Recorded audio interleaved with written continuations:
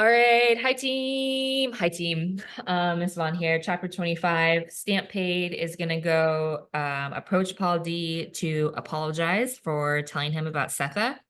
I'm not gonna read all of this. You need to read this. Okay, we're gonna start on page 274.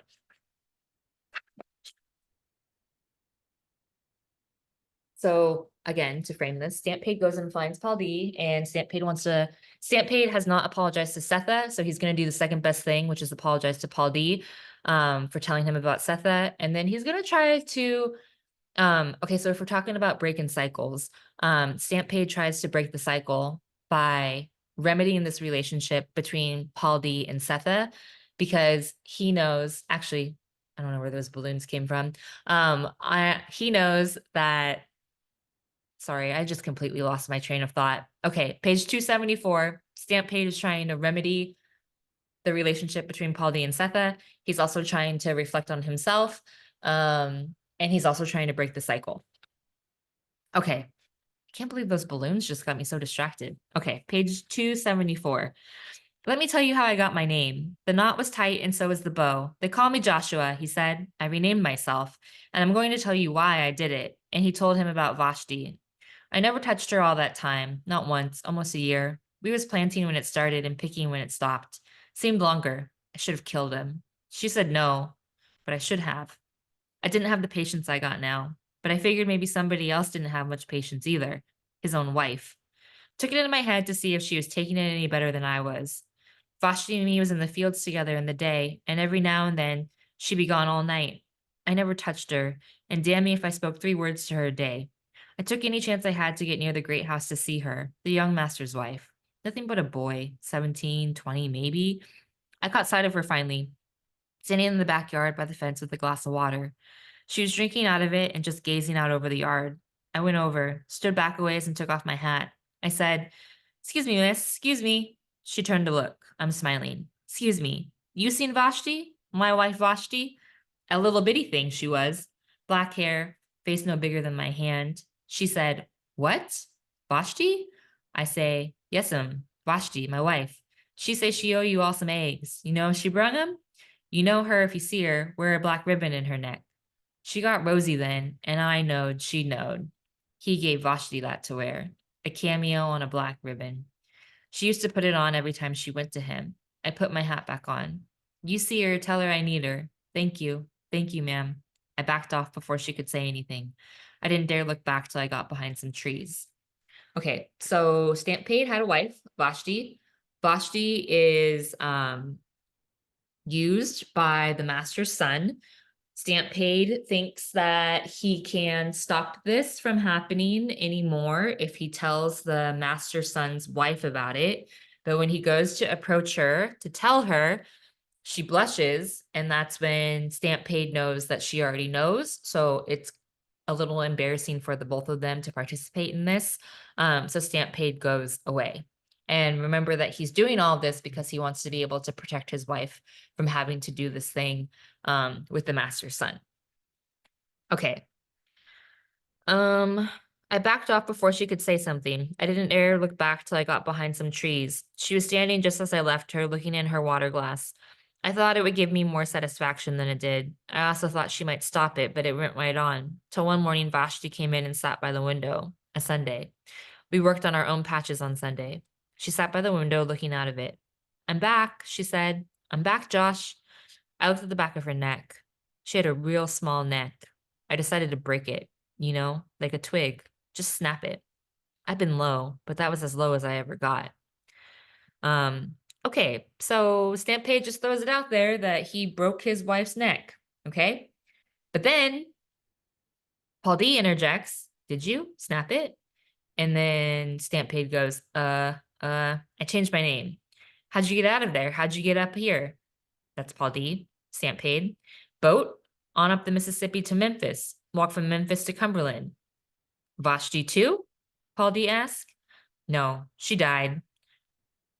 So it's like, very suspicious, Stamp Paid. And like, think about it, why he would change his name from Joshua to Stamp Paid. Maybe he's trying to escape something from his past. And There's some things that I want you to be thinking about with the cycles being broken. Okay, so symbolically, there's the cycle that's being broken with Stampede changing his name to Stampede from Joshua. There's also this cycle that he breaks after he gets free, where he's not killing people, he's helping people instead as part of the Underground Railroad. Um, and then the third cycle that gets broken is just him coming to Paul D to try to remedy the situation because he's hoping that, or I think, we don't know for sure. I think that he wants Paul D and Setha to remedy their relationship because he knows what it's like to lose someone that you love. Okay. No, she died. Oh man, tie your other shoe. What? Tie your goddamn shoe. It's sitting right in front of you. Tie it. Okay, so Paul D also, like I said before, he has handled a lot of people's emotions in this book. And then Stampede comes in and tells him that he killed his wife too. So Paul D is like, oh, your shoe's untied. So it's like kind of like Paul D suggesting that he wants to avoid this conversation altogether. That make you feel better? No. Paul D tossed the bottle on the ground and stared at the golden chariot on its label. No horses, just a golden coach draped in blue cloth. I said I had two things to say to you. I only told you one. I have to tell you the other. I don't want to know it. I don't want to know nothing. Just if Judy will take me in or won't she? I was there, Paul D. You were where? There in the yard when she did it. Judy? Setha. Jesus. It ain't what you think. You don't know what I think. She ain't crazy. She loved those children. She was trying to out hurt the herder. Leave off. And spread it. Stamp, let me off. I knew her when she was a girl. She scares me, and I knew her when she was a girl. You ain't scared of Setha. I don't believe you. Setha scares me. I scare me. And that girl in her house, she scares me the most. Okay, we're going to pause there.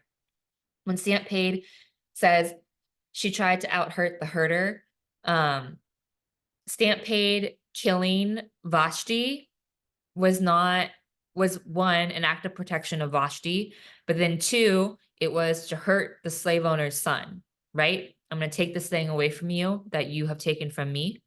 Setha did the same thing. I'm going to take this thing away from you, my daughter beloved, so that you cannot take it away from me as like a preventative measure. So to out hurt the herder is to cause harm to the people who are doing harm through killing. And then also doing that killing by being motivated by quote unquote love. If we think back to that realization that Stampede had with his whole jungle being planted in Black people by the perceptions of whites, that's so connected to this piece here, this idea of out hurting the herder, that through all of the stereotyping and all of the mistreatment that was done to Setha and also Stampede, that their actions that seem barbaric is actually because of the wildness that was put in them through the practice of slavery. So there's the connecting pieces that are happening there. Just as a heads up, there's going to be a quiz question on that. Okay. I'm going to stop right there. So Paul D gets all upset talking about Beloved. Stampede is asking him questions about Beloved. And then the chapter ends with Paul D. His eyes are all watery. It says roomy. So like it's that like cloudy, like on the verge of tears look.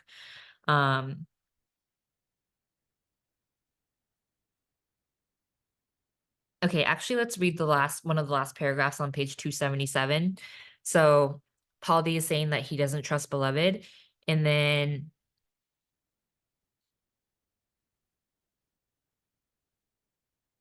Stampede asks him this question: is she what run you off? Not what I told you about Setha?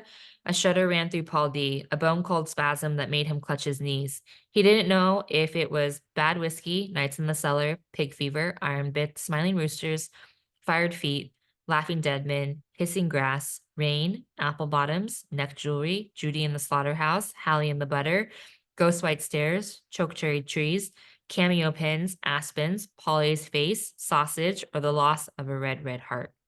Okay, so like all this stuff that Paul D has been carrying around with him Stampede asked him the simple question of like, oh, was it Beloved that ran you off, or was it Setha that ran you off, or what you learned about Setha that ran you off? And when Paul D is thinking to himself, it's like the accumulation of all of the stuff that he's been forced to deal with through being around Beloved and Setha that caused him to leave 124. And then Paul D ends the chapter asking, how much is one man supposed to take? Tell me how much. All he can, said Stampede, all he can. And then Paul D asks over and over again, why? So again, to reiterate, Paul D is carrying around so much of his own stuff, and then so much of other people's stuff. But then you guys talked about the stuff in class the other day that like you have to work through all of that stuff that you're carrying around with you through the people in your community, or else it just eats away at you, or it cuts you off from the community entirely, like what we saw with Setha. Okay, this was a lot. Again, I hope you guys go outside, take a walk, talk to a friend, maybe actually call your friend on the phone, don't text them. Have a face-to-face conversation, do something nice for yourself, maybe a little something creative. I know a lot of you like to draw, maybe doodle something, maybe just write a little reflection, whatever it is that you need to take care of yourself after reading through all of this really heavy, heavy stuff. Okay, I will see you tomorrow. Bye.